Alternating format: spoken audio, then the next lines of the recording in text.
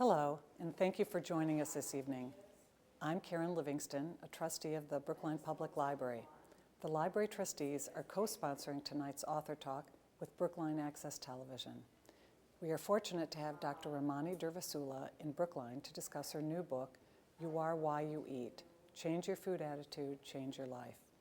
Dr. Durvasula is both a licensed clinical psychologist in private practice and professor of psychology at California State University, Los Angeles. She's frequently featured in television and print media. You may have seen Dr. Durvasula on Bravo's The Intervention, The Today Show, Good Morning America, The Dr. Oz Show, Dr. Drew's Life Changers, and really too many more to share in this short introduction. That applies also to the many media outlets in which her work and expert opinion have been cited. Would like to thank Debbie Thompson, a Brookline resident and friend of Dr. Durvasula, for arranging to have her available for this presentation. Now, it's my pleasure to introduce you to Dr. Ramani Durvasula. Thank you so much. Thank you for having me here in Brookline to be able to talk to a group like this that wants to learn not only more about the book, but also to have a discussion about some of these issues, about where we are in sort of weight, health, wellness, and life in sort of modern times. I'm going to give you a little bit more background on me beyond what Karen offered. I'm an academic, I'm a clinician, I operate in this sort of strange media space. I've been on co-hosted reality shows, for better or for worse. And I also have a weight loss story of my own. I lost 85 pounds and took it off. Took me 17 months, and then I kept it off. And it's a funny lens to view all of this through. I will start with an anecdote, and then I'd like to kind of go into the principles of the book. But I was at doing a book signing in Los Angeles very early in the game. It was in early to mid-January, one of our first events. And a woman approached me, and the woman was probably, I'm guessing, you know, she was definitely, she was carrying a fair amount of weight. And I mean, it's probably the weight I was. So I noticed people, and I noticed how they move in the world. In fact, one of the most interesting comments I ever got from someone who watched me on television says, she moves like she was once overweight, which is interesting. It's as though it's a ghost that I always carry with me. I do still move as though I'm overweight. And this woman said, and she looks at the book, and she's like, and she rolls her eyes, and she's like, and she comes right up to me, and she's like, great. One more book written by a skinny B word, telling the rest of us how to live our lives. So I picked up the book, and those of you who get it will see on page 20. It's a picture of me when I did weigh over 200 pounds, holding my daughter. And I didn't even say a word to her. I just compassionately looked at her, opened the book to that page, and handed it to her. And she said, oh, now I'm willing to listen. So this is one of those journeys where it's almost as though every book about a Coke addict has to be written by someone who once used Coke, and perhaps every book about weight loss. It helps sometimes to hear the story from that perspective. But I will be honest with you, as somebody who has and I think continues to struggle with weight, it helps me when the messenger has been there. And I know when I'm with my patients, my heart's breaking with them because I get it. And it's a little bit unnerving to work with a trainer who's never been anything but low or normal weight, who's saying, I love kale. I don't love kale, you know, and so so from there we begin, is that I then set out to write a book that wasn't just about weight, but was also about authenticity, because that was a huge part of this journey. There was no way I was going to lose this weight until I connected all of the dots. The weight served a function, the food served a function. Break the function, and I was going to break the cycle. Anyone in this room could sit down and lose 5, 10, 20, 50, 70 pounds. It's easy to lose weight, super easy. Maintaining it is a nightmare. And that's where the psychology comes in. So I'd like to open up with a question, which is to ask you, how many of you, or did any of you, or do you know anyone, who grew up with the Clean Plate Club? Okay, tell me how that unfolded in your family. Pretty simple. I mean, we just were told to finish all of our plate, Mm-hmm. you know, whether we liked it or not. You know, my parents had that you're going to eat the vegetable that you don't like. Mm-hmm. And I think it does tend to make you eat when you're not hungry. Okay, all right, good enough. Thank you. Yeah, it's like I planted her in the audience. Thank you. Anyone else who grew up with that? And how did it evidence itself in your family? Well, we weren't supposed to leave the table until we were finished. Mm-hmm. Okay. There it was, and I grew up with it too. And I just to give you a background there, it was also very cultural for me. I grew up in a traditional Indian family. And to talk to you how deep the subtext of this was, not only did you have to finish everything in your plate, my parents came from India at a time when people really were starving in the streets. It was when they grew up in the 1940s and 50s, India really was undergoing a famine. And even though they were a middle-class family, people in the street were dying. My mother had 4 cousins die prior to the age of 2 due to malnutrition. When they guilted me for not eating, you better believe it was like real guilt. It wasn't even like they're just starving in China. They starved in our family, okay? So this is where this book started for me, because this idea of the clean plate was super concerning for me, because what I thought it was doing was it was robbing people of instinct. Eat the vegetable you don't like. Eat past the point of being full. Stay at this table until we say so.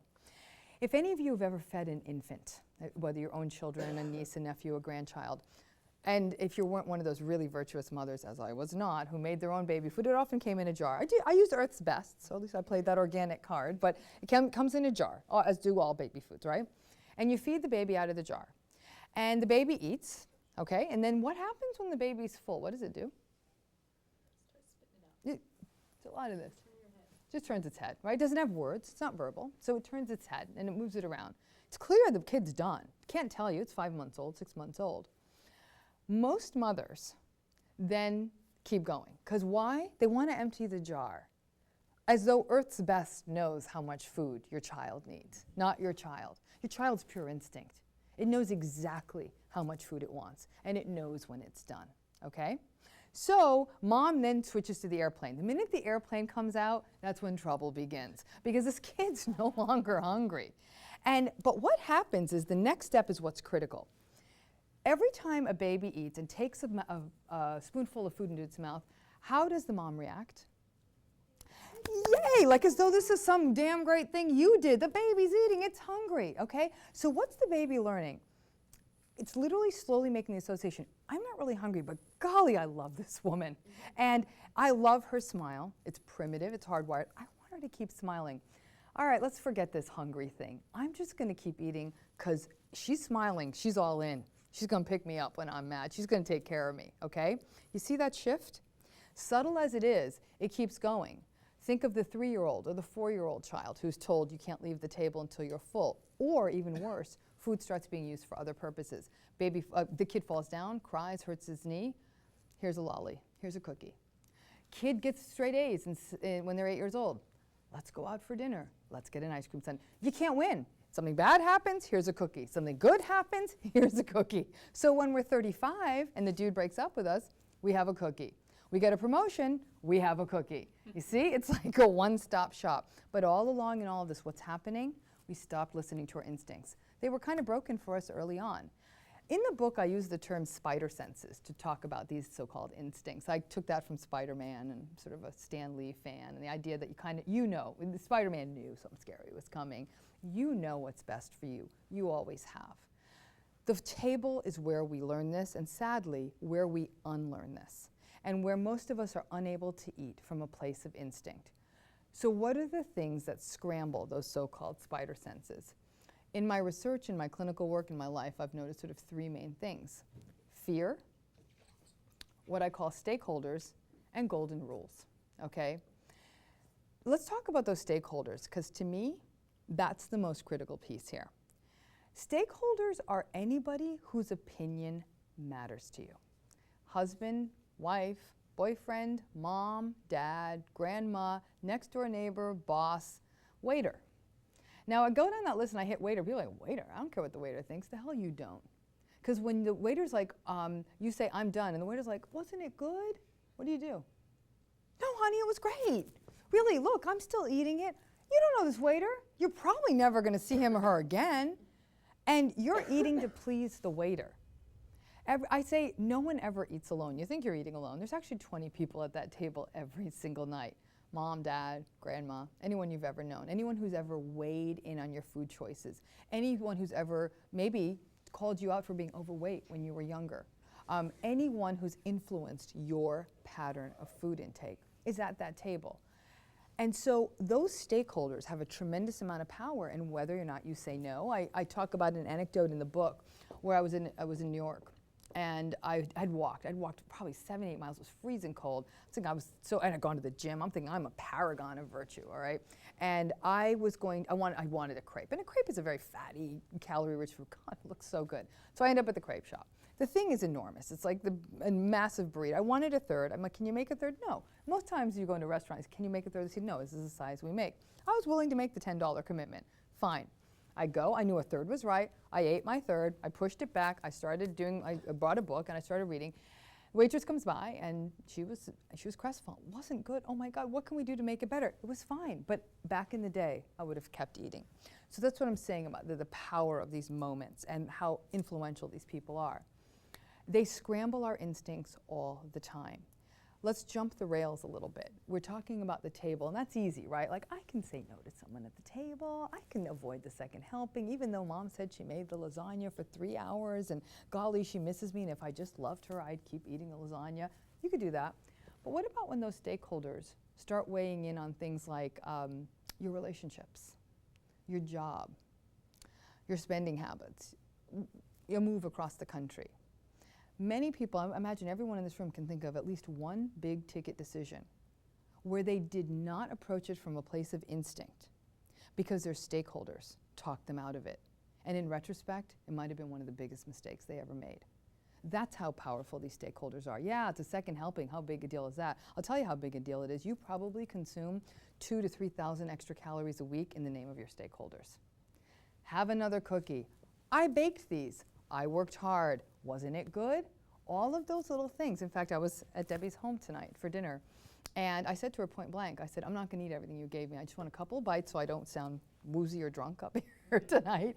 And we had it all worked out, because I think the Debbie of yore, when I pushed it away, would have wanted to say, are you sure you're not done? And I told her, I prepared. I'm like, I'm really not going to eat that much. That's why I'm doing this. Debbie wasn't hurt. Her husband wasn't hurt. They gave me exactly what I needed, and so it was done. But look at all the preparation that took, you know? And back in the day when my mother would say, I worked so hard on this. Why aren't you eating this? It was very powerful. So that stakeholder piece is huge. And I think what happens is if they're able to so powerfully influence you at the table, they're also powerfully influencing you in your life. And they're not going to throw you a parade at the end of your life because you did everything they asked you to. In my practice, when I've worked with older patients, I think one of the most tragic and difficult things to observe is the people who did everything that was asked of them by everybody else. Everything. Married when they should have, took the job, lived in the place, lived next door, took care of them, had the kids, sent them. They literally lived it according to script because they thought, I'm going to please them. And this is a room of many women. I'm going to please, okay? The people they pleased went on, and do you think they ever threw him a parade or said thanks? No. But they sure would let him know when they let him down. And we don't like letting people down, so we avoid it. And like I said, whether at the table, in our careers, in our relationships. So that was a big upthrust of this book. I want to give you some sense of why that stakeholder piece is so important to me, and it's cultural, okay? Again, and every one of us in this room has a culture. My parents immigrated from India. Every one of you, some of you may be the children of immigrant parents. Some of you may have grown up with, you know, two sets of religions or traditions coming together in your home. Regions of this country have, so culture is not just being an immigrant. It's culture is culture. Everyone has one, okay? I'm going to tell you the myth from the Ramayana that I was raised with. And I'm going to tell you how the whole game turned for me when I learned the postscript. I'm going to take a many 100,000 line epic poem and take it down in about 3 minutes here. So bear with me. Those of you who are Ramayana scholars, you can be like, you left out some important details. I'm aware. Okay? Rama and Sita. Rama was the anointed king of the kingdom of Ayodhya. And he was really godlike, in fact, almost like a minor deity himself. But he gets deposed from his throne and sent into exile, and so too does his wife Sita. Sita is the most dutiful, honorable, authentic, dutiful woman in the kingdom. It is how every Indian woman is raised, to be dutiful. Duty above all else. Never question. Listen to your stakeholders. I was raised on this. Every day, every night, every bedtime story. You all have a bedtime story like this you were raised on. I thought duty was going to be, that's it, you did that and it was all going to work out, much like a Jane Austen book. Like they would always be dutiful, but they'd always get the guy in the end. That's not how it works, okay? So Sita got exiled too, and the demons sent numerous temptations to her, and to see if she'd succumb, okay? 14 years alone is a long time. Rama then gets to take his place on the throne, and he sends for his queen Sita. But the people are suspicious. They say, 14 years alone, all those temptations, we cannot have an unpure queen. We need to know that she's pure before she steps up into this position. Sita was the most authentic woman. That's the part I wasn't taught. She was authentic. She was honorable and dutiful. And her husband believed it at some level, but stakeholder pressure is like, sweetheart, I know you weren't cheating on me, but could you do what they asked her to so we could just kind of get this whole king-queen thing going on? And so he says to the people, what shall she do? And they said, she should walk through fire. If she comes through the fire unscathed, unburned, she is pure. Okay? But if she is burned, we will know that she was not honorable and she cannot be our queen. Well, obviously she'd be dead too. Okay, fine. Sita says, yes, Your Honor, I shall do whatever you want. Dutiful, dutiful. Walks through the fire. What happens to her? She comes out unscathed. Not a single thing. Unburned. Perfect. That's the story I was raised on. So you can imagine, I'm like, I gotta listen to these stakeholders, man. This whole instinct thing, I can't do this, even though I was like, I know my path and it's not this, but like, Sita, Sita, Sita, duty, duty, duty, fire, fire, fire. After I turned 40, after I lost the weight, after I got a divorce that resulted in my entire family walking out on me, leaving me alone, high and dry, with 2 kids, and lost all my friends in this mess. And there was nothing untoward, it just was a divorce, but Indian girls don't get divorced. I went digging into the Ramayana. It's like, what the hell? And then I found out what the rest of the story was. After Sita walked through the fire and came out unscathed, her husband was relieved. And he said, oh, of course, she's pure, she's my wife. I was sure, darling, all along. I never thought anything of you. And she said, sweetie, I love you, but I'm out of here, okay? Because you didn't believe me. And she was too authentic, too honorable for the world. She returned to Mother Earth. It's not like she went to Vegas or anything like that. I mean, she just, she went back to her mother. She went to, it's almost like a Melville hero. She was too pure, she was too good, and she went back to that place. It was a story about walking away. This is a book about walking away. From a half full plate of food when you're done eating, even though every voice is saying, finish what's on your plate, out of guilt, out of fear, out of golden rules, old stories like the Ramayana, out of your stakeholders, or stay. Think of how many people, it might be yourselves, it could be people you know, who stayed in broken relationships because they didn't want to upset the apple cart.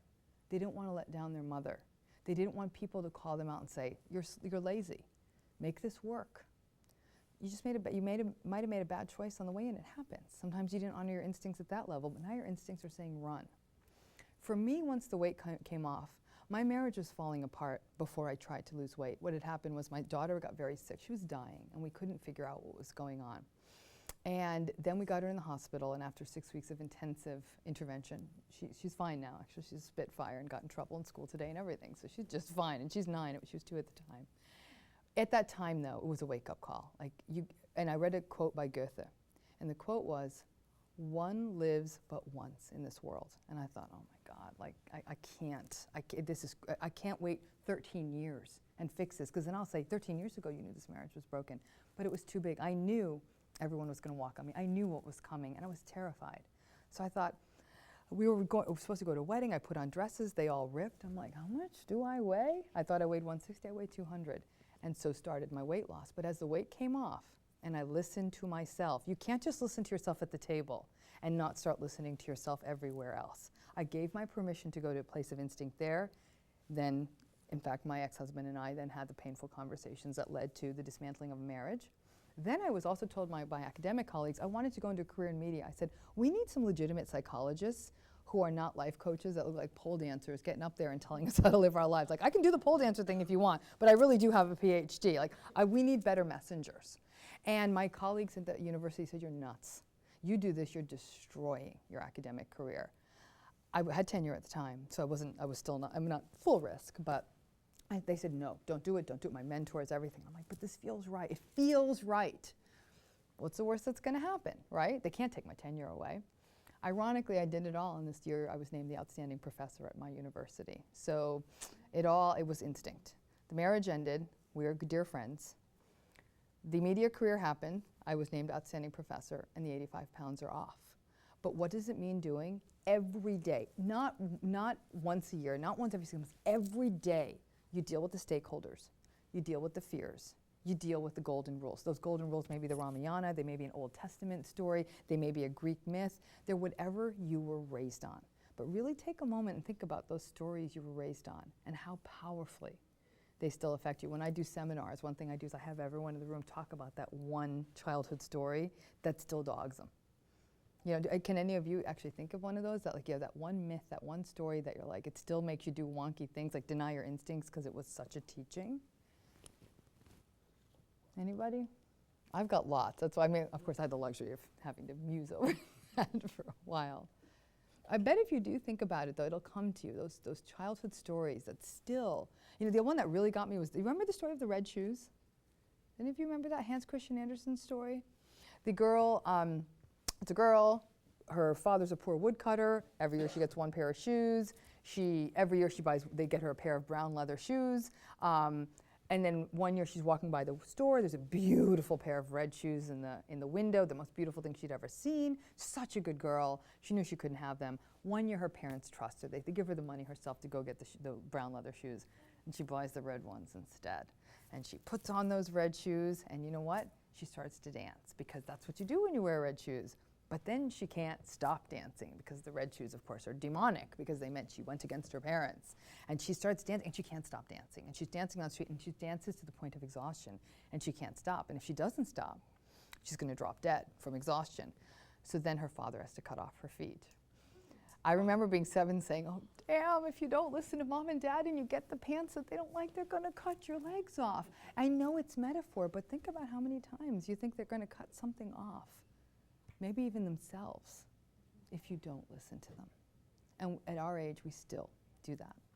So those are the tenets. Yes, please, Debbie. As parents, Mm-hmm. like, so now as a parent, what are you doing? I could ask you this later, but last Yeah, time we're all here. yeah. What do you know, how do you catch yourself when you're, you know, like, are you creating the same things because? I think we all do to a point. I mean, I think one of the biggest takeaways we'll have tonight is how important mindfulness is at the table.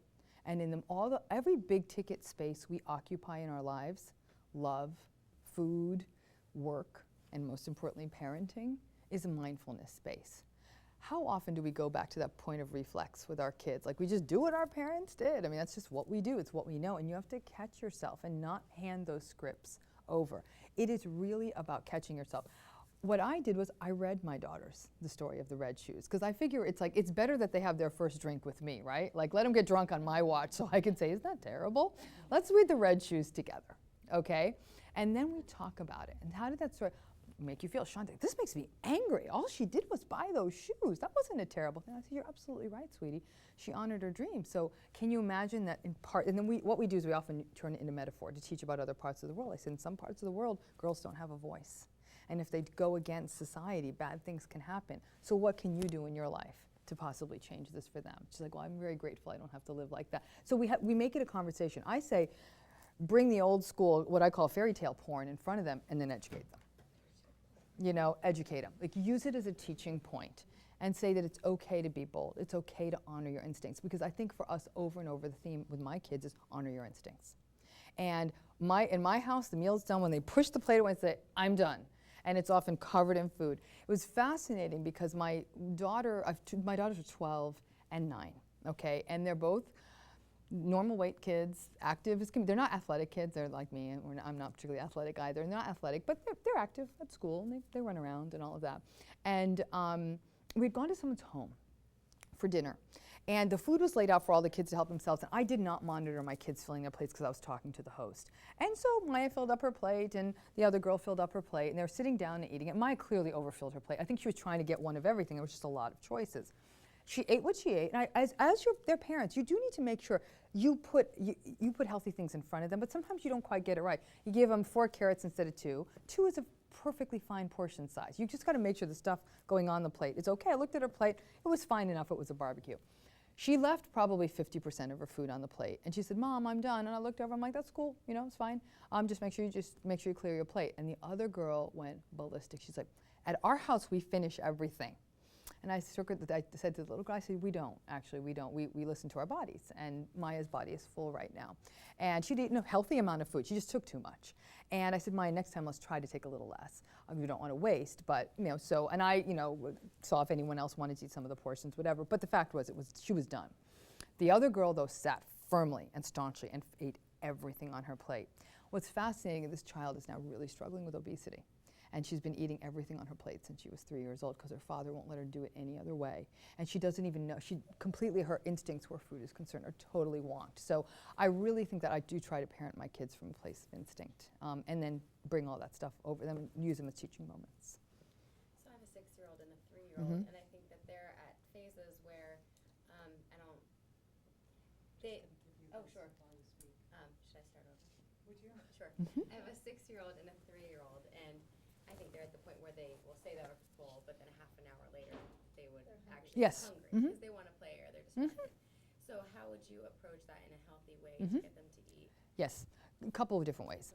The one thing I'm going to do is I'm going to actually bring out one of the things I was going to talk about later because it fits right here. There's something I really push to people, something called the apple test. I talked about this on the Today Show, and I think on Dr. Oz and all these other places. But basically what the apple test is, it's something very intuitive. I actually developed it around my daughter, and then I used it with my patients. I'm like, oh, this one works. You can use it for yourselves and your kids, but basically when you're hungry, you think you're hungry, ask yourself the question, think about some of your favorite fruits and vegetables. It could be apples, strawberries, cucumbers, whatever floats your boat, but healthy, healthy, high fiber, healthy choices. And say to yourself, I'm hungry. Okay, you're hungry? Will an apple do the trick? If the answer is yes, you're probably hungry. Today on the airplane, on my flight here, I was so hungry. That apple in my bag, I mean, it was just phenomenal. It was wonderful. It's what I wanted. But there are times, right? And that's great. And then at that point, you can make some healthy choices. Eat some lean protein, eat some fruit, multigrain, whatever. Listen to your body, stop when you're done. You can do the same thing with your kid. I'm hungry. Okay, we've got 4 great choices. We have apples, we have carrots, we have broccoli, we have strawberries. And that kid, if they're hungry, they'll be like, bring on those strawberries, Mama, I'm in, okay? But there are times you yourself will say, I'm hungry, but an apple's not gonna cut it. I want chips. You're not hungry. So then you get to use the second test. And I term the second test Flabs, just so you have a takeaway acronym. Flabs stands for frustrated, lonely, angry, bored, and sad. The 5 primary reasons people eat for emotional reasons, okay? That apple's not gonna do it. It has to be chips or a cupcake or a cookie. Say Flabs. Am I lonely? Am I bored? Am I sad? What am I right now? Because you're not hungry. So you're using this food to do something it's not designed to do. An apple's not gonna hug you. A cookie's not gonna hug you. A bag of chips is not gonna make you feel less lonely, but it may for a moment, and that's where their power comes from. In that moment, these other foods do address the emotion. But the problem is at the back end, not only have you not addressed the emotion, now you feel worse because you're still frustrated and you ate all those chips, okay? I actually have a Post-it that says Flabs, and it's on my fridge, on my dashboard, on my computer. It's all over the place. And so when I go in, I'm like, what are you doing, Ramani? What are you doing?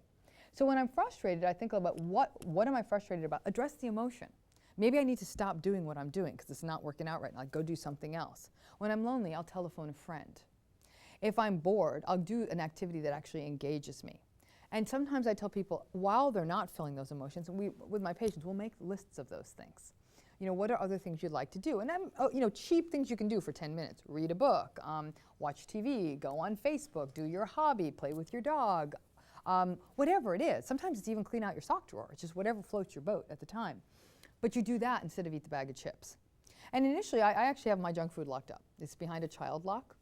And it's like you need 2 hands. So in the 1 minute I'm playing the Harry Houdini of trying to unlock the Oreos, I'm thinking, it says Flabs. I'm like, girlfriend, give it a rest. Stop.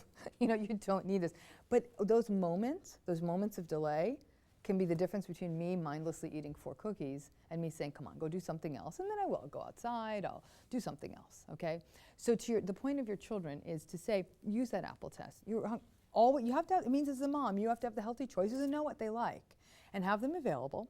they'll say yeah to those things. Now, kids are little animals, and sometimes they do get hungry a little later. Make those options healthy ones. Like, let them listen to their bodies. Because typically my kids, we eat as soon as they get home from school. I have the luxury of doing that because I don't have a spouse, so I don't have a partner. So we were able to eat when the kids need to eat. So they know we don't have to do the after-school snack thing. I would say 5 nights out of 6, my kids don't ask for dessert. I mean, they eat well at dinner, but when they do, because it's not that frequent, I mean, my house looks like a 7-Eleven. Like, there's crap everywhere. And you know what? It's because it's not forbidden, they're able to hang with it. They rarely go nuts. I remember being at a gingerbread party, house decorating party, and the other kids looked like crackheads. Like, there was like sugar all over their faces and like M&Ms smeared on their hands, and I'm thinking, they never get this stuff. My daughter made her gingerbread house and she'd already run outside, but it was because the stuff was always available to her. It was always available to her. So again, it loses its luster. I say marry the junk food. If you have to wake up next to it every morning, it gets to be a lot less interesting. You don't feel like you're having an affair with that bag of chips. So that's what it comes down to. So it's about listening to those emotions and then finding the appropriate way of handling an emotion. Food does not address emotion. It does in the short term, it will not in the long term, and it'll typically backfire. So that's how I'd answer that, not only for your children, but for others. Are there any other questions? I can keep going on some of the other points I'd wanted to make. One of the things I'm going to bring up is something, and I'm largely bringing it up because Debbie was such a fan of this one, and I think it's a very useful point in the book. This idea of stakeholders, and one of the things that our stakeholders do is they fill us with doubt. Doubt is the one thing that throws us off our instincts more than anything, right? We're great at doubting ourselves. And in fact, self-doubt is one of the core symptoms of many mental illnesses like anxiety and depression. Okay, so self-doubt's big. And think of how often self-doubt has paralyzed you. I can't do this. I don't have what it takes. He's not gonna like me. I can't lose weight. And those scripts are running all the time. Okay, we're masterful at self-doubt. So you can imagine, since we're already running that tape, if someone else adds to it, it's a home run. Like, you're not going to do it. The one question I think is one of the most damaging questions out there you can get or you can ask is, are you sure? Are you sure you had enough to eat? I'm like, it's crazy. How could someone ask you that? It's your body. It's your stomach. Now, I'm not talking about clients with eating disorders. I'm not talking about my patients with anorexia. I'm talking about people who are in the normal realm of eating, okay? You've had a meal. Too much was given to you. You ate until you were full, you pushed it away, and they say, are you sure? It's like they're saying, I don't believe you. You don't get your own body. Now, I know a lot of you are rolling your eyes saying, come on, Ramani, they're just trying to be nice. And you're right, it has become a culturally acceptable question, okay? It's totally fine, she's beautiful, absolutely fine. I love that, it's a baby here, it's wonderful. So it's, it's a way of handling that, it's like, are you sure you had enough? Rather than, oh, I'm so glad you enjoyed it. And if you want more later, I absolutely have some more in the kitchen. Thank you. That's a lot more words than, are you sure? Okay? But here's the thing with are you sure? It doesn't stop at the table, does it? Think about the big ticket decisions you've made in your life. Again, ending a relationship, starting a job, college, you chose, something for your children.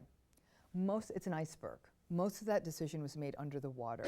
You ruminated about it. You had sleepless nights. Maybe you talked to a professional. Maybe you talked to your spouse. You kept it very intimate. You didn't take it out. You didn't launch the idea until it came out of the water. All the work with the decision-making work was done. And then one day, you go out in the world, and I remember saying to people, me and Charlie are splitting up.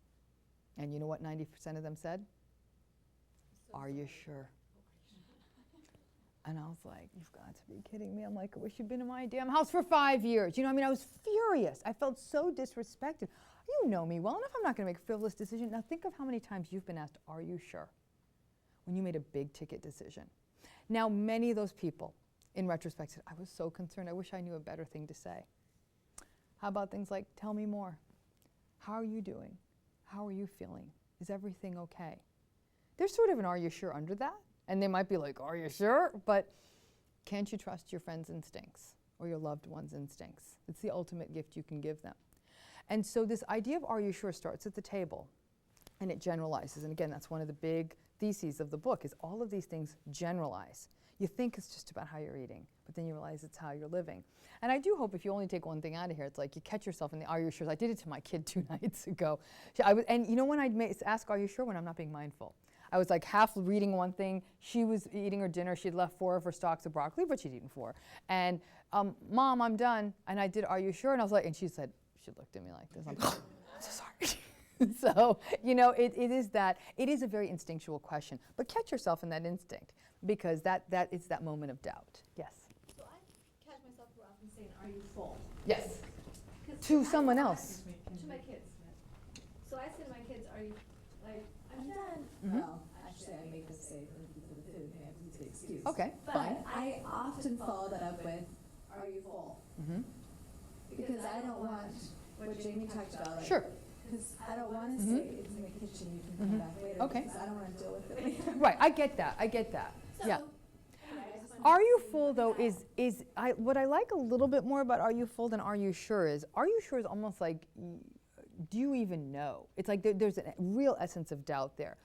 Keep in mind with children, they are learning their bodies. They are learning their instincts. They are learning themselves. We are their tour guides to their hearts and their stomachs and their minds. We're helping them navigate this territory and say, you know, do you feel like you've had enough? Because this is it. Like we're stepping out, or we're going to school. There's going to be a few hours we can't have food. Like you're preparing them for what's coming. An adult should know that, but a child doesn't have the luxury sometimes of packing the extra food they may need or something like that. So you're preparing them. But the are you suring over time does make them say, I don't know. And then, like I said, you don't want that to generalize. So they say, have you had enough? Because keep in mind, we're not going to eat for a while. Have you had enough? Because you don't get lunch at school till noon. Have you had enough? Because we really can't stop the car. You know, give them context so they understand and they do listen to their body. Because by and large, again, kids are much better at satiety and understanding it than we are.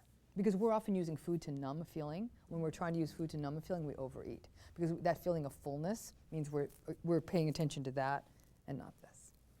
So I'd say that, you know, just take the are you full and contextualize it. Yeah, that would be it. Any other comments on are you sure? Yes. Yes. So this actually is a segue to that and related to something you had said earlier, which is about your children sort of having ready access to foods, in part, you know, Yes. the sort of considered quote unquote junk foods, in part to, you know, kind of diminish some of that Right. excitement. So I actually work as a physician, and I do a lot of integrative medicine, and I'm very focused on health and nutrition Yes. and work in the underserved, and you know, really try and bring that kind of holistic Yes. perspective to my children. I will tell you that I feel like I'm a salmon swimming upstream oftentimes. Oh, sure. I know. As we all, you know, anybody who thinks about health and nutrition Yes. deals with children. And I know that NPR has been doing a lot of pieces on childhood obesity, and they've been doing a terrific job sort of contextualizing what it means to be raising children, both in the family front and in the larger society. And I will tell you that I also, my oldest, who is 8.5, and is friends with Noah, has, you know, even just said yesterday, you know, Mama, I know you're doing it for my health, but you are one of the strictest moms I know around desserts. In part because we tried the other way. And We it didn't work. tried, See, that's, you have to you know, listen to having that. it available, and it only begot more. See, and then that's what's important to know. See, and that's it. That's the right. key. So Yeah. it's sort of so I want to sort of address the biochemistry Yes. of the Yes. food, because I think that we're actually, you know, my personal experience is that by offering that, you can create Yeah. some of that biochemical feedback, which really creates addiction, which is beyond Yep. the child's control. That I totally agree, and I think where it's getting trickier and trickier is the processed food. It does it's sort of like mainlining it, and there I totally agree. Especially again, working in low-income populations and knowing exactly that is what is so readily available. I think you bring up a key issue is to know your children and know what they can environmentally handle. Every child is different in terms of what they can and can't have in the house, just like adults. Some adults can tolerate having a lot of unhealthy options in the home. Many of my patients can't. They have to do a full-on purge. Like this is intolerable for them to the point of distress. So we're like, it has to be a purge. Like this isn't worth the distress. And so everyone is different. And I think it is really to honor that. And I do think that biochemical piece is huge. And you're right. Then it does jump the rails into something that that is now even harder to fight back. It's very interesting because on some of these diet plans, these so-called physician-led diet plans that my adult patients have been put on, there's an overuse of artificial sweeteners. What the artificial sweeteners do, it's like methadone to heroin. It's still, the tone has been set, and the person still, the brain is not going to be played like that. It thinks sugar is coming, and so you're very much still very much in the sugar game. So while you're not getting the calories, your body's still amping up the response, and more than anything, it's craving it. So for these patients who are losing the weight, the craving hasn't dissipated, so they really feel like they're suffering in the maintenance phase. So I have to say, with the artificial sweeteners, I mean, they're actually, I almost say to people, if you're going to want a little sugar, put the 1 packet of sugar in your iced tea and have, like, put the 16 calories worth and have it be a little sweetened, but don't keep overplaying the sort of the poisonous artificial sweeteners, because they do, and then the person overuses them and make everything sweet because they're not feeling sated. So those are great points. But I do think with your kids, you set the tone in your house, and it's a dance. It's a very gentle dance with your kids, and you've got to know what works, what doesn't work, and then prepare them for the onslaught, because one day they're going to be 15, 16 and making their own choices. It's funny, my older daughter said, let's do an anti-fast food strike in our house. She's like, let's not eat fast food for 3 months. Because every so often, it's 7 o'clock, I've got 2 kids, and we have no food in the house. Like, we'll succumb. She's like, let's see if we can pull it off. You know, we're in week 2, we're doing great, but there are times when I'm like, we got to get out of the car, it's LA, we got to get, whatever the salads we're going to pull in, whatever, go to Whole Foods or get something prepared. But you got to make your kids collaborators. I mean, I think that instead of it being done to them, let it be done with them. Even you make a chart like, hey, we're 2 weeks into we're not going to eat fast food, or we're 2 weeks into making a healthy choice. It's a beautiful thing they do in Los Angeles. It's called the Pizza Garden. At the Pizza Garden, they grow wheat, they raise cows, they grow tomatoes, the cows for the cheese and the goats for the cheese. And they were taught that pizza took a year to make.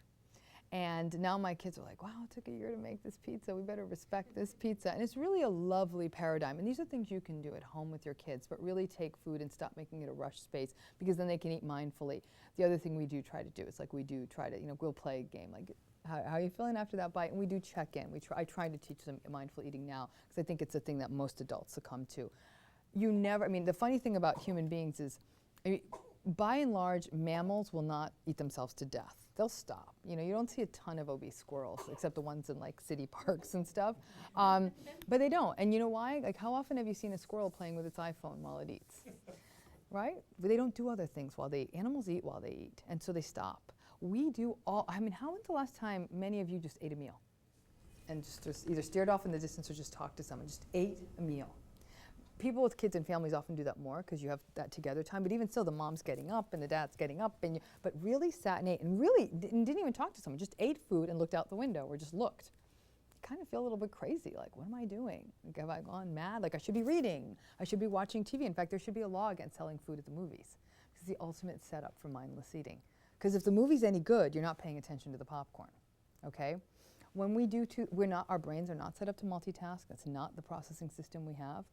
Something always suffers cognitively. And eating is hardwired so easy that we're always going to focus. Driving while eating, I do that all the time. If we drive while we eat, what are we going to do? Hopefully, pay attention to the driving and not the food. So what that means is the food's going in mindless. So you're not monitoring it, and you go way over, and you often make worse choices. So those are, again, that's the mindful piece that I wanted to come back to. So it's all so easy, right? Tell the stakeholders to go to hell, push through your fears, throw away all those children's stories, you'll be fine, right? It's easy. It's not so easy. Because at the end of the day, in order to really do some of this, and tell people, no, Mom, I'm not going to have a second helping of lasagna. I've been working really hard to manage my weight. What do you do? This is crazy talk. This is crazy talk, this weight talk. Enough. I don't want to hear it. I cooked so hard for you. Okay, like, oh, fine, I'll just eat, okay? Those become fraught places. That's the table, and that's smaller ticket. But let's talk about bigger ticket. Then when we take it to these bigger places, and people are weighing in on your life choices, and you're like, no, I am going to pull the plug on this relationship. Or, no, I'm not going to stay in this job that has not fulfilled. I can't tell you how many lawyers I've worked with who are like, I'm done. Like, I am so done. I don't know why I did this in the first place, and I can't work in this field anymore. But everyone's like, you're a lawyer. That's important. That's honorable. I mean, honestly, I should almost have half of my practice should be lawyers who want to leave law, like, because that's like its own population. Many of them are overweight, too. And everyone around them is saying, no, stop. That's crazy. You don't do that. And so it's this, it should be easy to say no, but it's not. And one of the things I like about my own book, I suppose I should like something about my own book, is this concept of the body count. Most health, wellness, feel-good, bliss-seeking, new age wellness books are all about your bliss and your happiness and your joy and your positivity and your intentions and that shining star that you're going to wake up to every morning. In my book, we take on the body count, okay? And the body count is all the people who are not going to tolerate you making all these changes. They're the ones who are going to say, not on my watch. You are going to eat seconds. You are going to stay in that marriage. You are going to stay in that job. Because the implicit threat is, because if you don't, I'm leaving. I'm leaving you. I'm not going to love you anymore, right? And isn't that the ultimate fear? The fear is, the ultimate, when you look at lists of human fears, obviously the fear of death, which is a good fear to have. You know, you'd like to avoid that. It's fear of being alone. It's fear of abandonment. It's fear of loss. So these people who threaten to leave you, and I'm telling you now, some of them will, if you make these big ticket changes, that terrifies people. So you know what they do? They're like, I'm just not going to make the changes. I'm going to keep the status quo because I'm scared. I don't want to lose them. If they were so damn easy to lose, I'd say lose them. What's going to happen? You can take care of yourself, and if you're really reliant on them, you could probably do on less than you originally thought. Like, it can be done. It can be done. But that body count and that fear of it is what keeps people locked into broken systems. And so they do end up eating for others, living for others, loving for others, and working for others. And then again, the day that wake-up call comes, it's a pretty ugly day. The body count is the piece that people don't like. They're like, I remember one of the things that when I started writing that chapter, somebody had said to me, it's okay to be happy if no one gets hurt. I'm like, trust me, if you're happy, somebody got hurt. Okay? Because you did challenge them. You called them out. You took a different path than they wanted to. You made them uncomfortable. Because when you push through the fears and you take on stuff, guess what? You just become their wake-up call. And people don't like wake-up calls. They really don't. They don't want, and so either they have to tolerate being with you, or they have to let you go. Or they're going to fight you on it every way. And I have to say, the narcissists in your world are the ones who run. They're like the ringmasters. They're the ones who run the show, right? Every social network has a tyrant, okay? And the tyrants run the show. And once you make peace with the body count, you've just taken away the tyrant's power. And that's the key. It's very fascinating. I saw a documentary on National Geographic about the research of Robert Sapolsky. Robert Sapolsky is a brilliant, I think an animal biologist. He looks at animal behavior. And so they were talking about stress. And one thing they saw in this tribe of baboons, they had, I was like, oh my God, this is my stakeholder thing taken to a whole new species. Tribe of baboons, which had alphas, alpha males. Obviously the alpha males get to have sex and make more of them. And then there's other males who aren't alphas, who don't get to have sex with everyone else, but they kind of help out. And then there's the females, okay? Well, in this very fascinating, he'd been following the same tribe of baboons for decades, going every year in the summers and getting cortisol to measure stress levels in the baboons. And one year, all the alphas made their way to a nature preserve where humans would go, and they got into the trash. And of course, the alpha baboons took all the trash because it's good eating, it's easy, and it was a lot of old meat. Well, the meat was tainted. All the alphas got sick and died. Now you had a tribe of baboons with no alphas. And it was fascinating because one of the things you might think is, well, maybe new alphas would emerge. No alphas emerged. I guess the dim-witted male baboons remained the same. The women remained the same, and guess what happened to everyone? Everyone's cortisol level dropped because the alphas all went away. And so keep in mind that many times the tyrants are running the show. We do have that sort of narcissistic person that runs our show, and we live at their behest, and we eat at their behest, and we love at their behest, and you can shut them down. But it does mean that you have to have that courage. I've seen it happen time and time again. Now here's what's interesting about the body count. Some people will cycle back. Some will. They'll go through their initial shock and awe and disapproval or just discomfort. And then they'll circle back and you'll re-render your relationship. Because now you know they're having trouble hanging with the new you. And I went through that with my parents. My parents walked. Slowly, my mother and I are working on it. My father and I will probably always struggle. It was a huge loss. It was a loss that kept me in the game for over 40 years of living for them. And so then we're slowly doing our best. But some left and never came back. That's it. That's just how it is. In the war that's called your life, from time to time, that's going to happen. But it changed everything for me, because I don't look upon any of these losses with regret. In fact, the only thing I regretted was like, why did I think they would change? We all have the rescue fantasy. And so that's how, as silly as it sounds, it's like keep eating all your food can extend to these really, really broad spaces. Remember, if you do what you want to do and listen to your instincts, you are often going to be labeled as selfish. And selfish is not a good word in our social vocabularies. If you do what other people ask of you regularly, you're selfless and often heroic. We imbue that with virtue. We rarely talk about it being lack of courage. And so that's where it gets tricky. And these are very old held scripts, like I said, that start simple and generalize really big.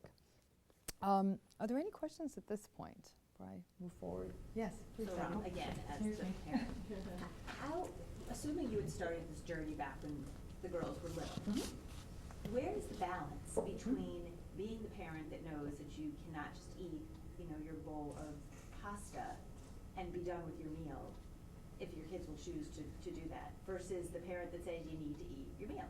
You need to, how do you balance that? You need to finish, you need to eat. Whether or not you need to eat all, that's not the question. The question is, if I took each of mine, one of mine would eat nothing but the yummy stuff, and that would be the end of it. So I'm asking, where is the balance so that struggle that you have as you grow up, where you're not listening to your instincts, you're listening to the adults.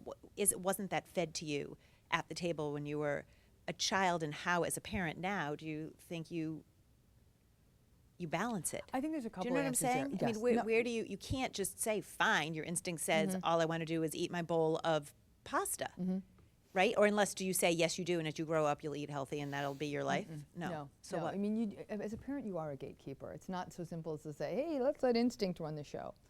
One thing is to use routine and order. You don't let your kids go to sleep 1 a.m. some nights, 9 p.m. one night, 6 p.m. You made a bedtime routine, and they have a bedtime, okay? You manage to make a routine around that.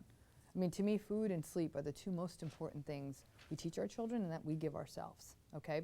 So you make a routine around bedtime, and they're able to do that. And it's not like, well, we're going to do it this way sometimes and this way others.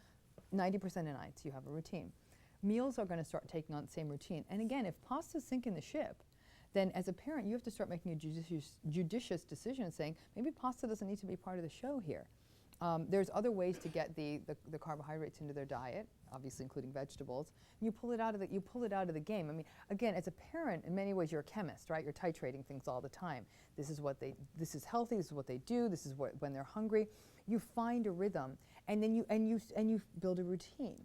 But it is about listening and being responsive and making it a conversation, Deb. I mean, obviously you're not going to talk to a 5-month-old. Certainly her baby is young. But there's ways we even responsibly nurse them. Like, when you're nursing them, I was trying to make it be a mindful nurser and not just be constantly like surfing the internet while I was breastfeeding my children kind of thing. So the conversations occur sometimes just by gazing, sometimes by talking, even when they're pre-verbal.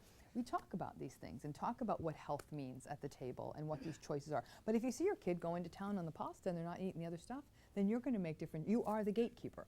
That's what this is not simply about outsourcing the parenting to the instinct, saying, well, feral children do this all the time. My kids can pull this off too. There's a job here, and it's a huge job. You are a nutritionist. You are a prison guard. You are a lot of things, but you've got to make those healthy options available to them. I say as a parent, my job is to make sure what's going on that plate, even if they only eat a certain proportion of it, everything that's going into them is nourishing them and keeping them healthy, rather than giving them a big old glob of rice and then vegetables next to that. Shanti will just eat the rice. I have to see how it's finding your kids' rhythms, meeting them there. That's the instinctual part, not only for you as a parent, but also for your children. And then, like I said, and I think she'd made the wonderful point of, like, some kids can handle having that stuff and how some kids can't. But it's about metering it and having conversation, and then hoping that they're ready to go into the world with it too. I mean, you're preparing them to make that transition to the world where they don't feel overwhelmed and overpowered. But if you teach them that relationship between health and food, wellness and food. But we don't do it as grown-ups, Deb. When we talked about that, I've talked about this left and right, this idea of we use food to do just about everything but nourish ourselves. You know, we use it as a social facilitator. We use it as like something almost erotic and sensual. We use it as something to distract ourselves. We use it as a numbing agent. But we sure as hell don't use it as something to keep ourselves healthy and well, which it can, and it should, and it's what it's designed to do. And the other thing I say is that we as human beings, and kids too, food is a place of celebration, and it should have been, because up to 100 years ago, it wasn't easy to get. You know, I mean, you had to work hard. When I even still see in parts of India, people work hard to make their meals. They chop in vegetables and go into the market, and even now they have big supermarkets there, but I'm thinking when I was a kid going to India. But I mean, think about how much work would go into getting meals on the table. It's pretty much like most of the day's work for some proportion of a so-called tribe, all right? So most days there wasn't enough, and it was actually pretty simple and utilitarian. So every so often we'd have a feast day, right? During the harvest, maybe 3 to 4 times a year, we'd have a feast day, and we'd eat whatever we want all the time. Guess what? What's happened to us as human beings now is every day is feast day, and that's the problem. We as a species weren't designed for that. It's to make, like, more days than not, get it right with a kid. If you look at the writing, and again, going off in more of a parenting tangent, if you look at the writing of Winnicott, Winnicott writes about the good enough parent, okay? The good enough parent makes mistakes. Why? Because the kids use those mistakes as a place of like, oh, I'm gonna have to figure this one out on my own, or she dropped the ball. It builds up this tiny bits of scar tissue that turn them into the individual that they're going to become. You can't get it right every time. You wanna get it right most of the time, but not all the time. It's the same with food. Every so often, there's gonna be that cupcake. Every so often, there's gonna be those French fries, but more nights than not, you wanna get it right, and that's where they're gonna learn, and you have the conversations. So, yes.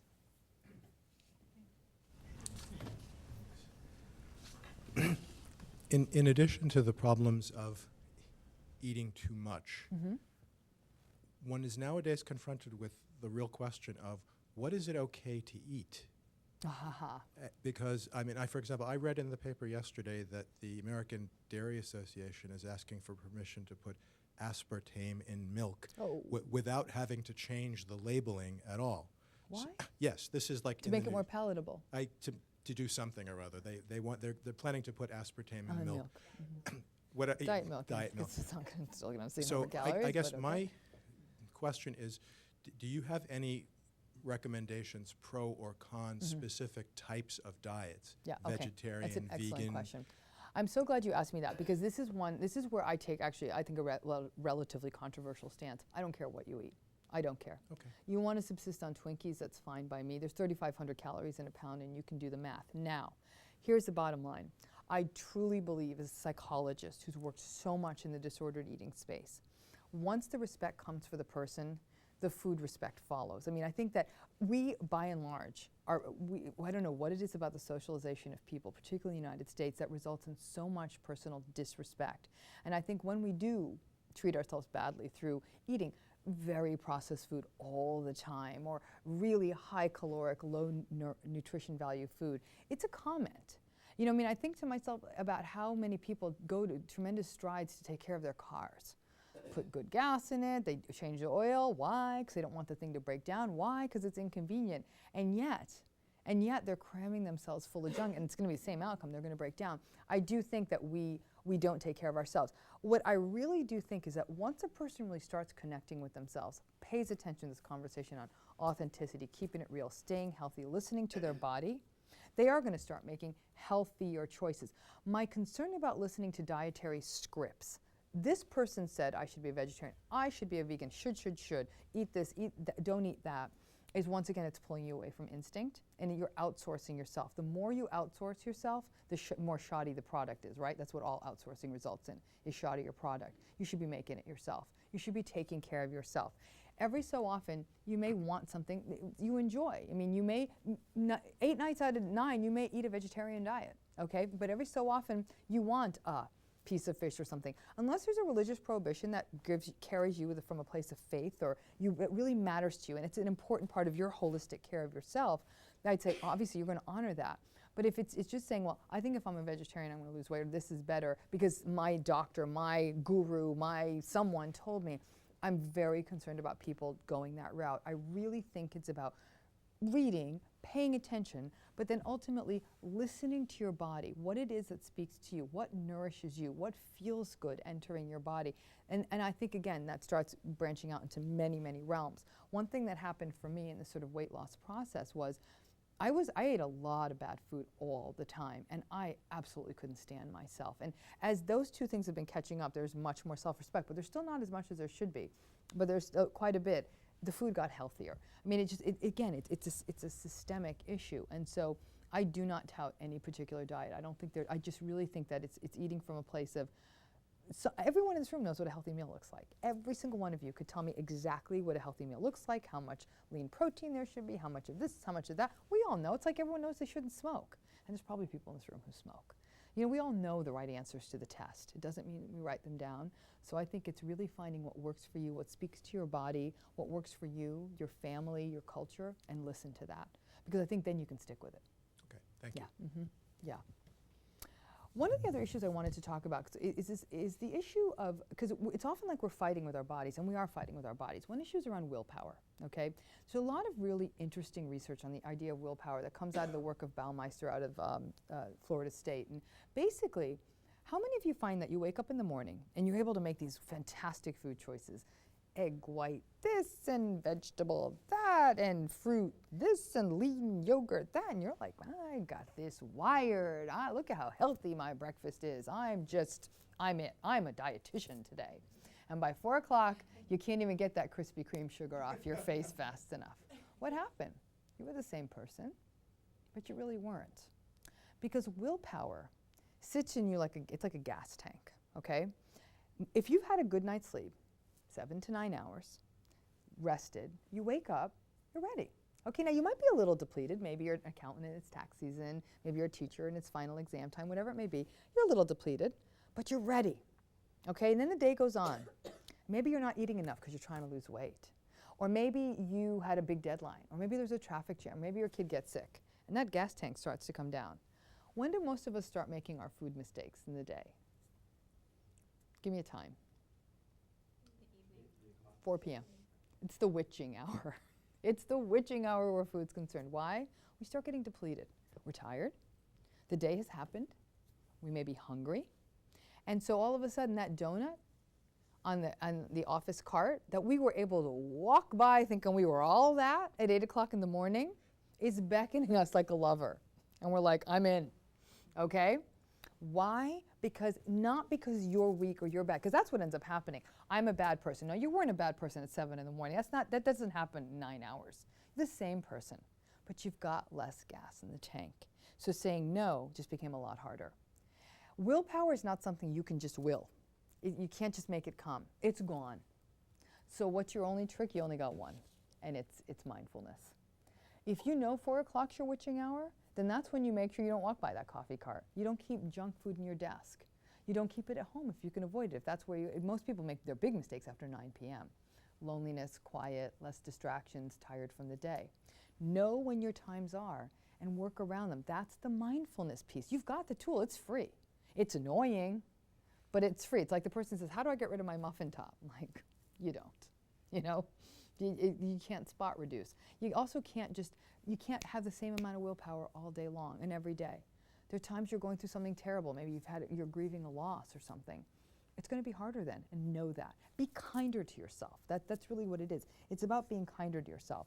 And so there's a couple of other takeaways I'd like to give you, and then really want to just open it to questions, which is, in terms of the food stuff, it's pretty simple. I'm not going to tell you what to eat. I honestly don't care.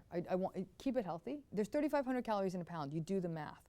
Are there some things that are better that move stuff through your body better? High fiber foods better? Yeah, of course. Lean protein better? Sure. You don't want a bunch of fat sitting in. There's dietetically, yes. There are certain pieces of evidence. You all know them. You need to only go to one damn newsstand and it's all sitting there for you. Okay? That's it. It's all there. So you already know those answers. But it's pretty simple that you have to, number one, you need to listen to your body. You know when you're full. And I'd love for you after this to really spend some time, whether it's tonight at dinner or tomorrow, listen. I literally, after each bite, say, Rama, you're full, are you full, are you full? And then I'm like, yeah, I'm full, I'm good. And then I'll push the plate away, okay? Listen to your body. It knows when you're hungry, it knows when you're full. Secondly, I really want you to, think about the why. You are why you eat. Why are you eating? When you're not hungry, why are you doing this? Because that is what needs to be addressed. Once you can figure out a way to avoid the food as the tool to deal with the frustration, but actually take the frustration head on. I mean, I was eating because I was in an unhappy marriage, and I was in a career that was going nowhere fast. I know that now. But at the time, I didn't want to open my eyes to that's a headache. So you really, for those of us who have really young children, I mean, it's as beautiful it is to be a mom, it's also insanely stressful. And there were times that that chocolate chip cookie was my big height of the afternoon because there was nothing else that was coming my way.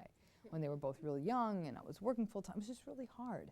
And so as much as we try to romanticize this whole child thing, it ain't that romantic, it's messy. And it's easy to use food to get you through the rough patches. Okay, so listen to the why. And finally, be mindful. Like take a moment. In India, we often drink a big tumbler of water before we eat. It's a funny thing to do because it takes away some of the edge, but it also, it's like, it's a moment. I think it's honestly why it's saying grace. It's just like a moment to slow down and stop and maybe thanking someone for the food, maybe gratitude, but it's also a moment. And anytime you can just take a moment before you dig in, it might be just putting your napkin on your lap, you just say, slow down, sister. And then it really makes a big difference. And then finally, think of the who, what, where, when, and why of your eating. I have an app coming out in about 6 weeks. So we're finishing the programming right now. We're just actually adding the colors and stuff to it. But what it does is it does a couple of things. One thing it does is it assesses your minefields. Who are the people you eat with that cause you the most trouble? Like I know when I eat with my sister, I tend to overeat because we're both big foodies. Okay, so who are your people that throw you off or help you be healthier? Where do you make your biggest mistakes? Me, it's the car. For some of you, it may be the sofa or your desk. When is your hardest time of day? Is it the evening? Is it late at night? And the what? What are the foods that throw you off? Like I know for me, there's some foods I try not to keep in the house anymore because they throw me, like Doritos. To me, junk, crappy ass Doritos. I see them and I do. I look like a woman possessed. I don't know what it is. Every one of here has that forbidden secret dirty pleasure. You know, I'm coming clean with mine. But that what? Get control of that. Every so often if I'm at a party and there's a bowl of them, I'll stick one in my mouth. I'm like, oh, it was fun, but I don't keep them in the house, okay? And then, of course, always the why. What are the reasons that you go in to eating food? And when you, or is it frustrating? It could be any feeling. I mean, it's going to be different for anyone.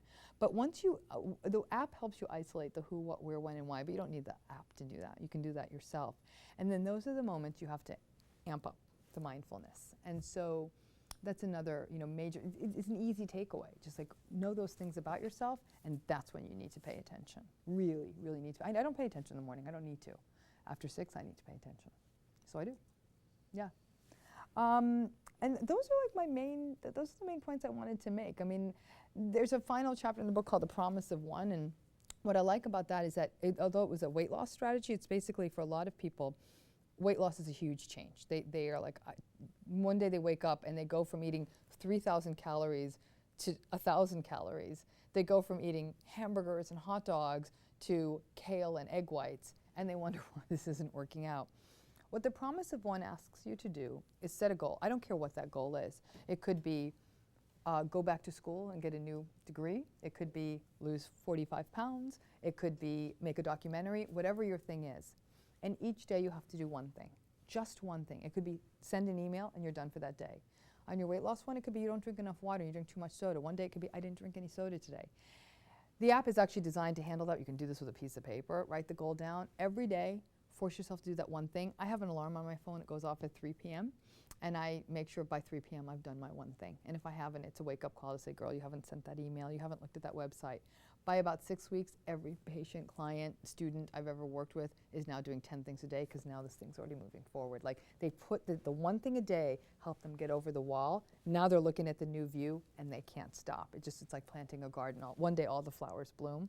And so the Promise of One actually has been, it's very actionable. It's a great takeaway. And it's just sort of fun because it's not overwhelming. Like, I'm going to make a documentary.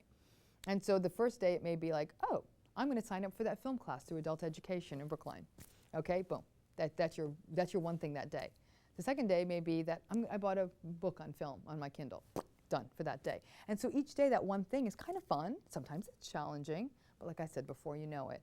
Whether it's weight loss, a dream, an educational goal, an occupational goal, it's really nice to do with kids. With kids, it becomes really fun because then you can even set up charts and they see the one thing they've done each day to what their goal is. It could be to build a project or something they want to do. With my Shanti, she wants to write a book. So she's trying to write a book, and it's, I mean, it's not going to be War and Peace, but that's what a 9-year-old can do, and it's beautiful. So each day she writes a paragraph. So it's that kind of thing. It becomes actionable and it becomes monitorable, and it's just something, and it's a gift to yourself. And honestly, when you feel like eating when you're frustrated, turn to your promise of 1 instead. It's less calories and it's probably got a better payback. So that's it. So, I mean, again, I don't believe that people being authentic and listening to themselves results in anarchy. I think it actually results in quite the opposite. I think part of the reason people behave so badly is so many people are not listening to their inner voices, and they're so frustrated that bad behavior emanates from not listening to your inner voice. Once everyone starts doing that, there'll be a lot less angry people in traffic, or so I say, from Los Angeles. So are there any other questions, thoughts, discussion points? I mean, some of the stuff you brought in. You brought the Anthony Michael Hall comment. Oh, the Anthony Michael Hall comment. You guys all see Breakfast Club? Yeah. So I saw it when I was a kid, right? So the line when they just have left detention, or they're still in there, and they are now all best friends. And Anthony Michael Hall says, "What's going to happen on Monday?" It's like all that Ramani has to say about all of this. Always it brings me back to what's going to happen on Monday. We all have these great intentions, and then what happens? How do we take what all sounds so great and we nod and it all sounds so logical, and then what happens when you're cutting your kid's crust off the next morning, right? and it's sitting right there. I'm kidding, but that's the. I asked you, but we never talked about it. It's the what do you do? Well, it's the sustainability piece. One of the biggest things, like I said, I'm not joking, you can losing the weight is we tend to lose weight in our culture on a goal-oriented basis. I want to get into my wedding dress. I want to look good for my 25th reunion. It's bikini season, right? It's always like this, I got to get there. And once I'm there and I look great in my wedding dress, then there's and what happens on Monday? And then what?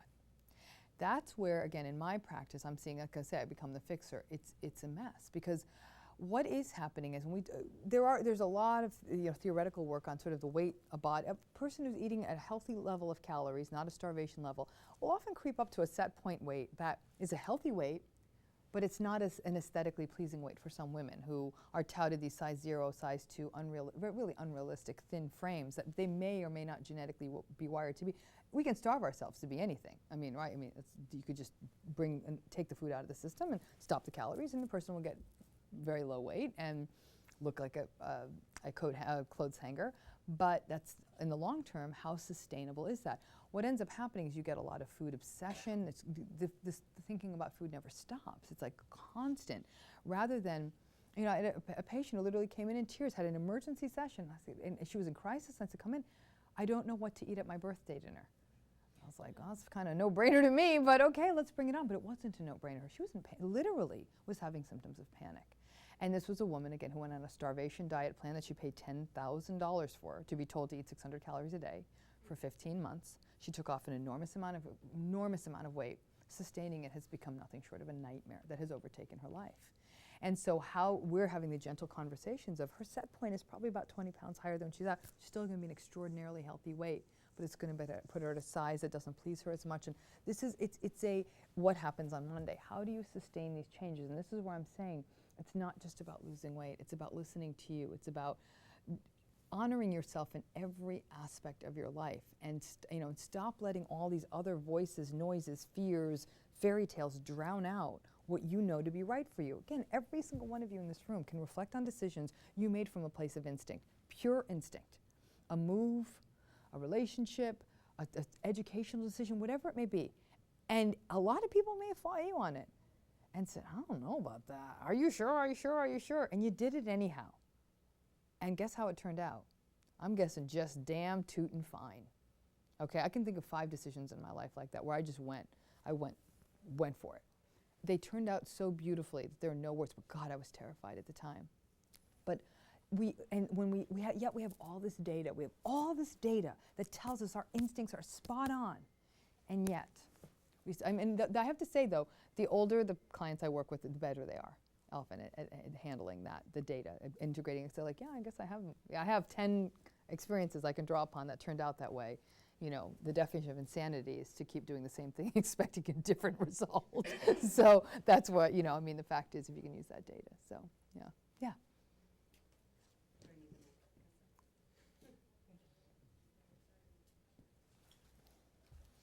There's 2 points that I wanted to make that are directly connected to points you've made earlier. One is, again, sort of teaching the mindfulness to our children. Yes.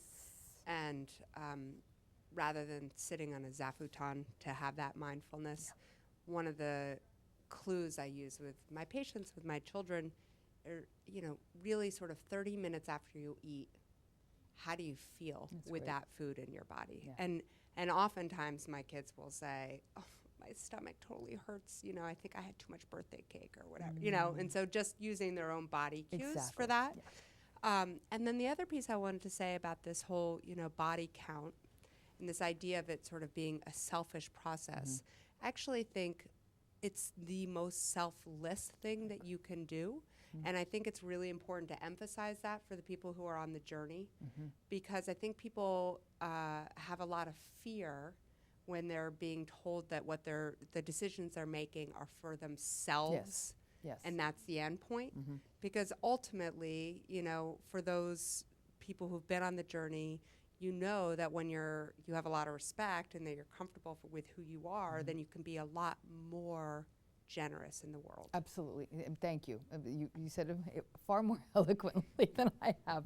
You nailed it. I mean, I think that that's what it is. It is that when you are living authentically in every area of your life, you're really honoring that. The goodness that starts to emanate is really, it's quite extraordinary. And I think what does happen is we are so scaffolded and stuck to external definitions of success, right? When we think of success, I hate to say it, but many times there's a reflexive depiction of a certain kind of a home, a certain kind of lifestyle, a certain kind of a car, a certain kind of an appearance. Once that can go, and you can really honor that about yourself and say, no, this is where it's going to go. This is how I want to live my life. Extraordinary things happen, and there's a kindness that comes from that place, and then that kindness then impacts all the other people you're seeing, and then it does become a very exponential kind of an effect. But that idea of it being labeled as selfish initially, again, I do feel like all of our social networks contain a fair number of tyrants, and that kind of change is very threatening to that whole system. So it is about being brave and holding that course, and think about what you're modeling for your children. I mean, that's something that I keep coming back to. I have daughters, and so when they do see me making a relatively fearless decision, instead of just seeing the panic, I'd also like them, I let them in on the process. This is what I'm doing. This is why I'm doing this. And I'm hoping it opens for them some vocabulary of listening to themselves and doing and honoring themselves and doing what it is they want. And, you know, we'll see. I'll let you know how that turns out about 6 or 10 years. Are there any other questions? Yeah, please. Thank you, Thank you for coming here. Oh, it's been my for pleasure. everything. Thank you. So this is logistical about having growing children that don't OD at gingerbread making parties. And you mentioned that it's because all of these forbidden foods are accessible at your home. That works with my kids. That Right, works with my kids. Right. So my question is about permission. So did you ever have to have them, the foods were there, but were they available and on, you know, and that they were allowed to have them whenever they wanted, or did they always have to like ask permission to have the cookies? And then if not, then in what age would you think they should stop asking? The kitchen is a permission zone. Like it is like, you know, mom, I'm feeling a little hungry, you know, they'll check in. They do check in with me or their babysitter or their dad, whoever's house they're at. And so it is a check-in space. I live in a very tiny place too, so like you can't crunch a chip without me hearing it wherever you are. So it's so that helps a lot. But they do check in, and I will say that obviously it wasn't always readily available. When they were much smaller, the nice thing was that the tone got set. You know, what was healthy, what was available, how you're going to eat. What was interesting is when I started losing weight, Shanti was 2, Maya was 5. So they saw, Maya's had more evidence of me eating unhealthy than Shanti. Shanti probably doesn't have much conscious memory of it, the younger one. And I changed my whole game. So what was that, 7 years ago? So I think that it is they do check in. They know that you don't just grab what you want. They do check in, and the bad stuff is it's not easy to get to. Like I said, it's pretty calamitous to get to it in our house. Like, I mean, honestly, you either have to be a mountain climber or Houdini to get. So I do keep it away. Yeah. That's interesting because we moved from a high-ceilinged kitchen in Brookline to a low-ceiling kitchen in Newton. So I didn't have any places to hide the food away. So my girlfriend said, "You don't need a high place, just use your voice." Oh, yeah, well, let me tell you, my voice and my 4-letter words would get a little bit out of control there. Oh, no. But I do have mountain climbers and quiet eaters, and I do find empty boxes of cookies in the back of the top, of the case. Okay. How old are they? So it's the 7-year-old. It's a 7-year-old twin.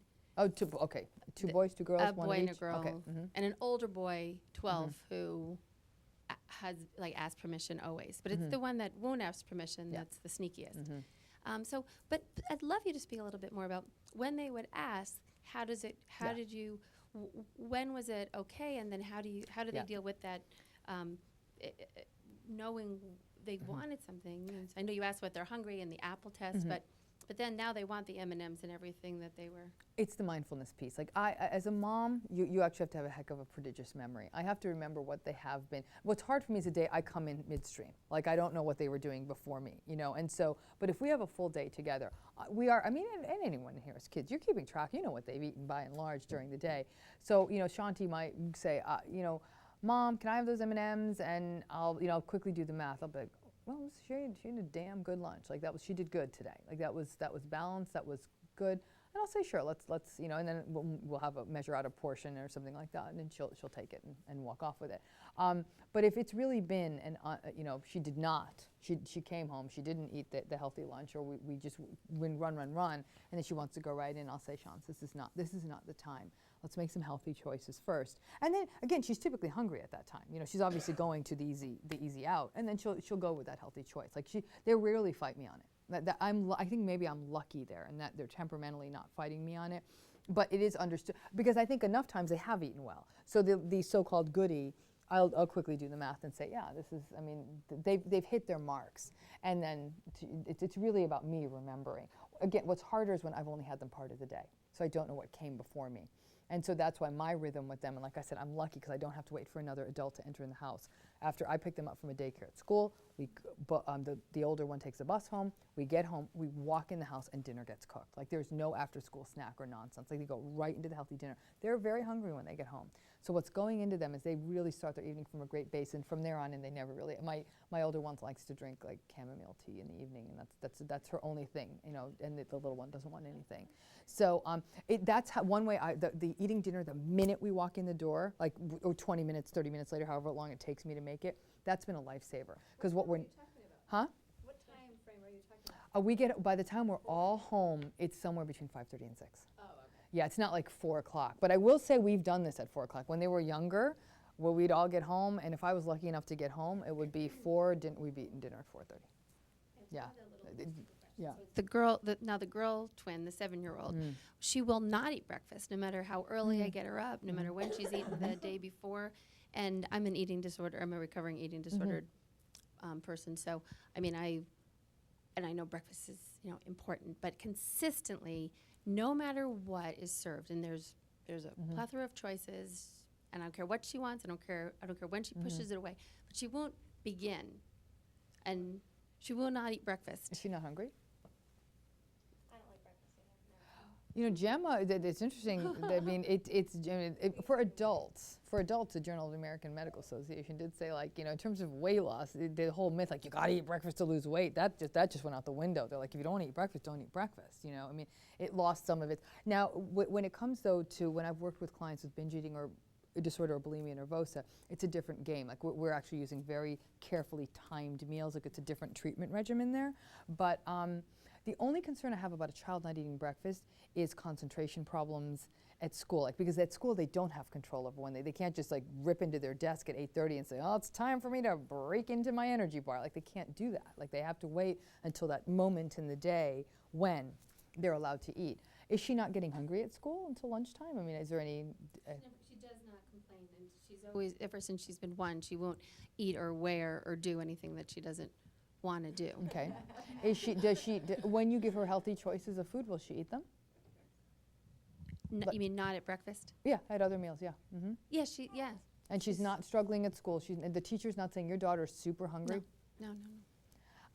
I'm not hearing anything here that's super. I mean, again, if this is a child getting hungry, having problems in school, sneaking food at school, something like that. But if she's eating the healthy food you're giving her, and she's listening to that, I mean, I think I would put the healthy stuff out in the morning.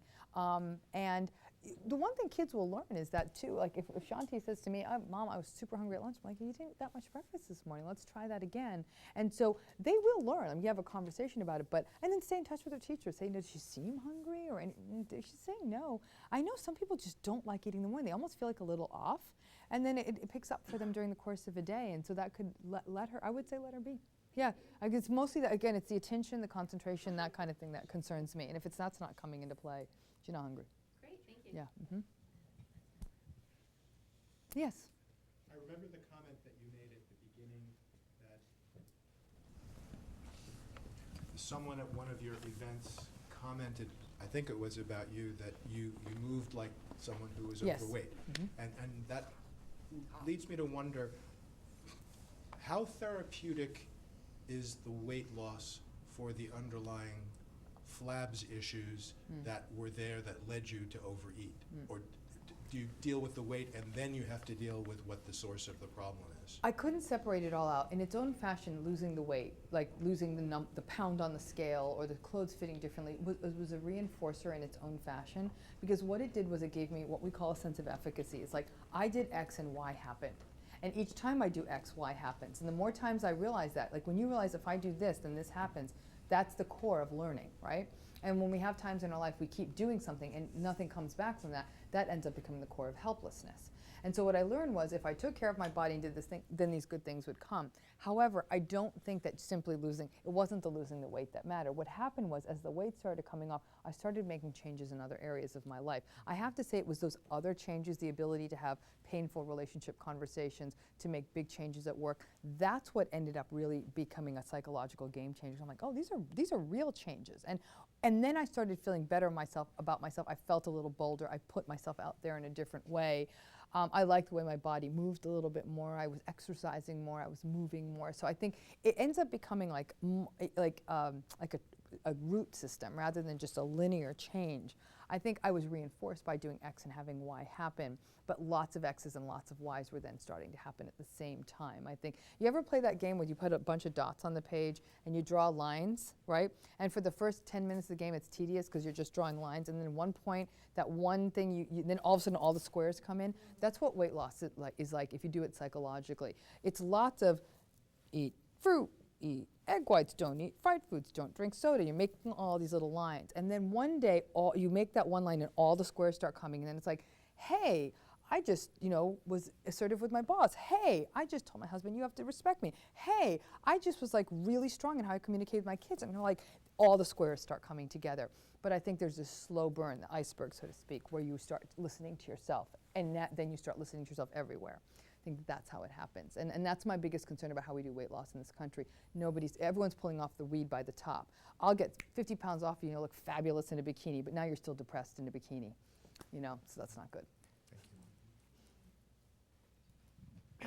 What do you think has been the hardest or the biggest challenge for you in terms of you said it's the maintenance phase and following the 17 months of weight loss, now however many years, 7 years, what is what is the hardest part about that for you? I love to eat.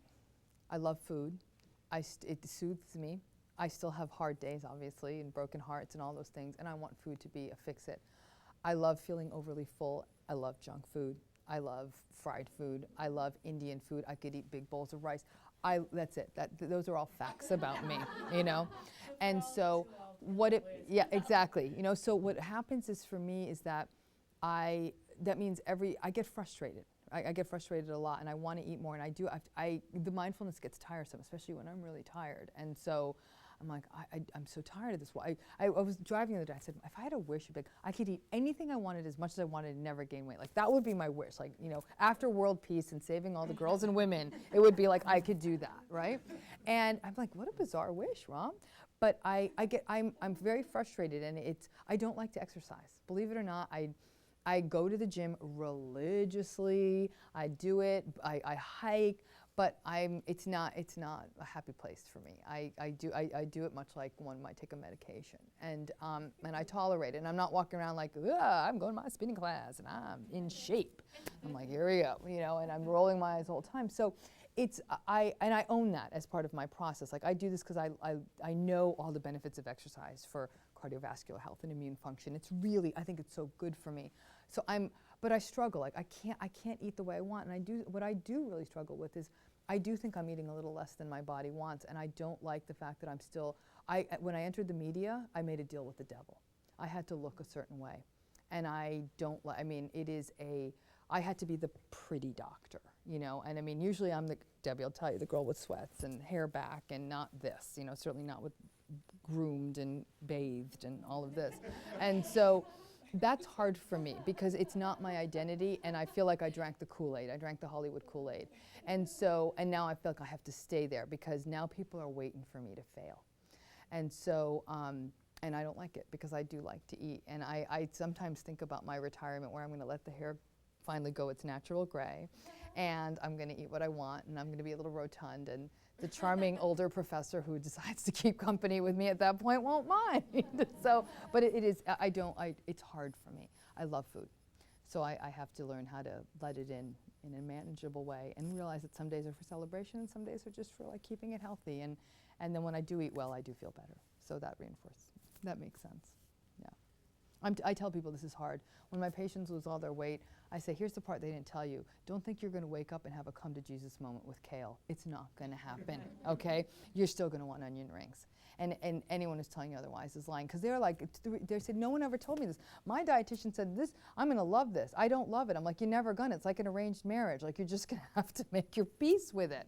And I think that was the hard part. And they said, thank you for telling me that. Now I know it's supposed to be hard. Feels a little bit better. Like, don't get me wrong. My body feels good and all that, but I miss my onion rings. I'm like, of course you do. It's like that bad boy boyfriend from college. You still want a little bit of that, but just a little bit. Okay? That's it. Yeah. Thank you. I think it would be time for a book signing. I would love to. And for yes. us to thank you, Ramani. Thank you so much. My pleasure. Thank you. And there'll be time for people to talk with Absolutely. you. Yeah. Here. Yeah. Yeah. Okay. Thank you so much again for giving me part of your evening. I really am grateful. So we'll have the books up front.